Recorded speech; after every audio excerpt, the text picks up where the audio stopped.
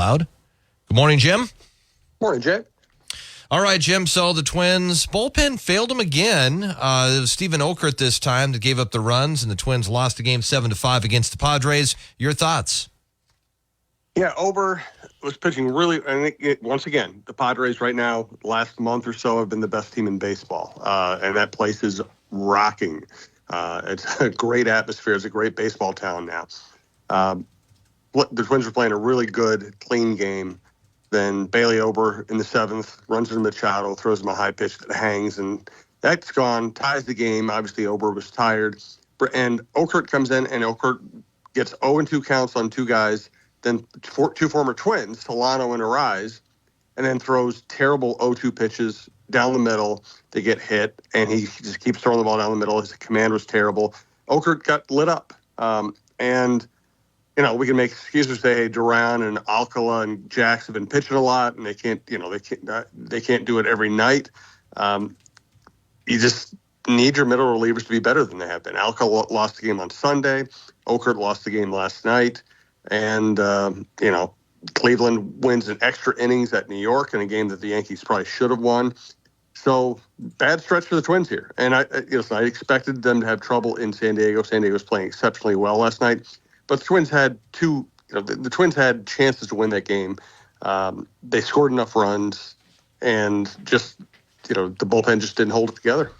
Yeah, so, this is the type of thing. There's no reason for alarm. It's just the Padres are going good right now. I think you can be alarmed that the bullpen has been giving it up. Thielbar has had a bad year. Okert is supposed to be at least a functional left-hander. Last night he was not functional. So, Duran's excellent. Jax is excellent. Alcala can be excellent. But you need more than three guys, and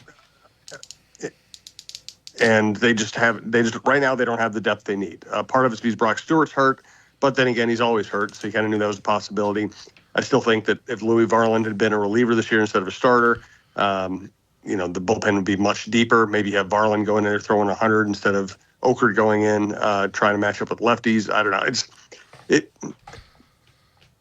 Again, we can make a lot of excuses, and we can say that, yes, they're playing a very hot, very good, very powerful team right now. But last night should have been a win. Jim, what do you think about what Royce Lewis is doing for him this year? Well, Royce Lewis has been exceptional. He's also in a bit of a funk, I guess, to be expected, right? It's really hard to maintain the level of play he had. And another interesting thing that's going on with Royce, he tends to hit a massive number of homers at home, and he isn't quite the same on the road. He got hit last night, but he just looks like he's feeling for the ball rather than ripping at it. Maybe, he's being pitched differently. Maybe he's just going through the slump that everybody inevitably goes through. Listen, he's a wonderful player. He's probably their best player, but he doesn't look like he's at his absolute best right now. And, what people behind the scenes over there tell me is that the groin and the leg are just bothering him, and maybe that's affecting his preparation. Or does he just need to have more pressure situations? Because it seems like he thrives in those. Well, yeah. Nobody does it all the time, though, right? One of the most interesting things about Jeter being considered one of the great clutch players of all time, he didn't really elevate his play in the postseason. He just kept playing exactly the same way while even against better pitching and as the pressure rose. So, there's a lot of different ways to define clutch hitting. Royce certainly, fits the description. But again, he doesn't look like he's at his best right now. Jim, do we know anything more about Joe Ryan and when he could be back this year? We've had different characterizations of his injury. Right now, it sounds like they've just settled in by saying it's just unrealistic to expect him back. You could say maybe if everything goes perfectly, he's back at the end of the regular season. But is he back ready to pitch in big games, or is he just back ready to get some work in? Is he back and ready to be a part of a playoff rotation, or is he just functional? I just think it's unrealistic to expect anything of him right now. Jim, if you had to order the starters for the postseason based on what you know, what order would you put them in? Right now, it would be Pablo because he needs to be your ace. Bailey Ober because he's been excellent. The one pitch last night notwithstanding. And then I think you probably have to go Simeon Woods-Richardson just because he's been in the big leagues and doing it longer than the other young pitchers they have out there. probably has a little more comfort and familiarity. But that pecking order could change if Fest or Zebby Matthews lit it up down the stretch. You could certainly change that. I think right now Woods Richardson has probably earned it. Jim, the Gopher football team is just over a week away from starting their season. They're going to play against North Carolina. They got a real interesting schedule this year with all those new teams joining the Big Ten, including games against USC and UCLA. Your thoughts on this Gopher schedule and especially the change at the quarterback position for the Gophers this year? Yeah, well, we just don't know exactly what to expect from this guy. Put up great numbers at a lower level of football last year, so he certainly knows how to throw the ball. Is he good enough? But as you said, the schedule is really kind of scary. And the early schedule is really kind of scary. I mean, there are a couple of cream puffs mixed in, but I think, they got a chance to have four losses early in the season. And sometimes in college football, when you play tough teams, it also leaves you battered physically. So, man, I don't know. It doesn't look like the most promising season. The caveat is you never really know with college football. I mean, there are players we just, what if this quarterback lights it up? That could change everything. They do have decent receivers, but, North Carolina's not the easiest opener, but they're getting them at home. Rhode Island you should beat. Nevada you should probably beat. But then Iowa, Michigan, USC. And that's 3 consecutive weeks with no bye weeks. Not only could that leave you with 3 straight losses, it could also leave you beat up physically. Iowa's known to be physical. Michigan's always physical. USC should be physical. Can they survive that stretch? Can they sneak out a win out of those 3 games? Can they exit that stretch, with relative health? That's the big question for me. Do we know if their top 2 position players, Taylor and Jackson, are going to be healthy enough to go against North Carolina? PJ does not release injury information. He's not talking about Taylor.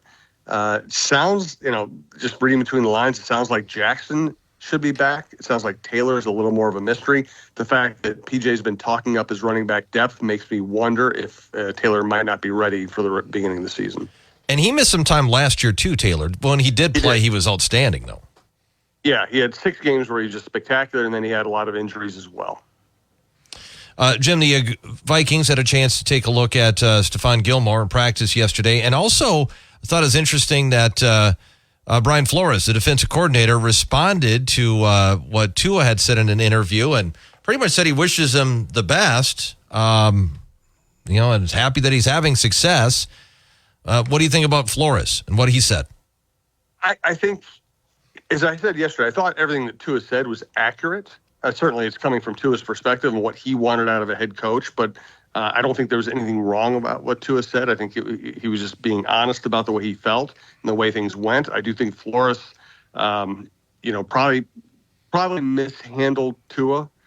If you don't have here's the thing: if you don't have a way of replacing your quarterback, you better just get the best out of your quarterback. And I'm not sure Flores coached him in a way that got the best out of Tua.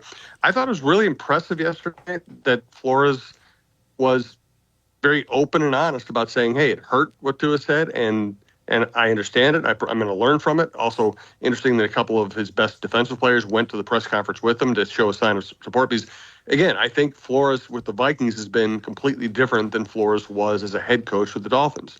He's very popular in the building. He's popular with players. He's very accountable. He gets along with them. Seems to get the best out of them. So, I just think that Flores was in a and let's go back to the entire context there. I don't think Flores liked the owner. I don't know how well he got along with the general manager. He's coming from a Belichick camp where the head coach tried to get as much power as possible. Flores might have not handled that situation well, and he might not have handled it for understandable reasons well.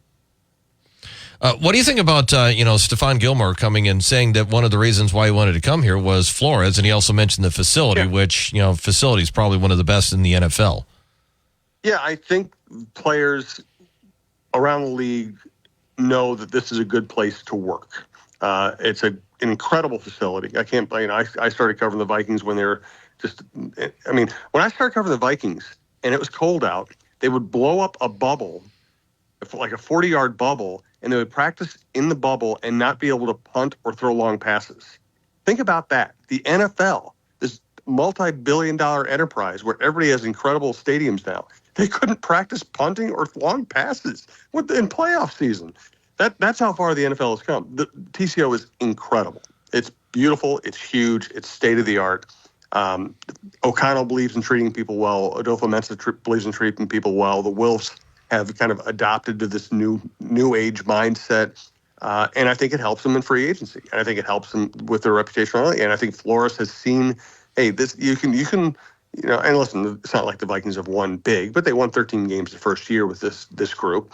I think Flores has seen a different side of the NFL being here. Jim, the Minnesota Lynx are going to play Las Vegas back-to-back games tonight and then Friday. And they're right behind him in the standings at 17-9. The Lynx are 19-8. Your thoughts on this matchup? Yes, this is a fascinating and important week for the Lynx. They have a game-and-a-half lead on Vegas. Vegas, the two-time defending champions. They're playing 2 straight games against them. And then Saturday, Caitlin Clark comes to town, and they're retiring Maya Moore, and they're honoring Maya Moore.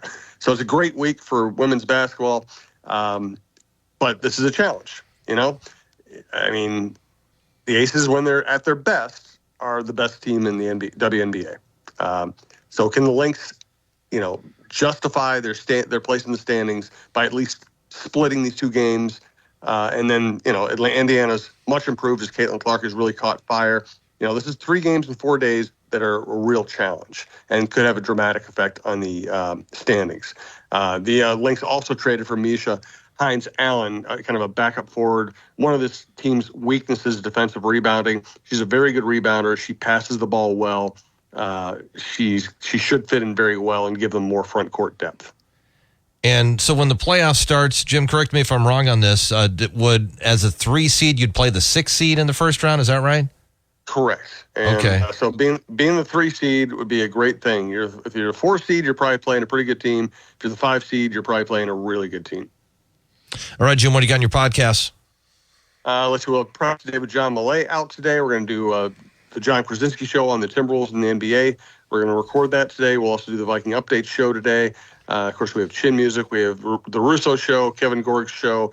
Randy Shaver's new high school football podcast, which is also available on YouTube, is doing big things. And of course, Mike Grimm on the Gophers. Great time to listen to that show as well. Plus all of our outdoor content and everything's at talknorth.com. All right, Jim, thank you. We'll talk to you again tomorrow. Thanks, Jay. It's Jim Souhan, Star Tribune sports columnist, joining us every weekday morning at this time. Follow him on Twitter at SouhanStrib. Check out his latest column in the Star Tribune or his podcast at talknorth.com.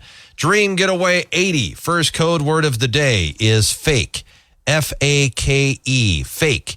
Type that in. You could win a vacation of a lifetime. First code word of the day is fake. F-A-K-E. Good luck. Next code word coming up at 10:20. News from ABC next.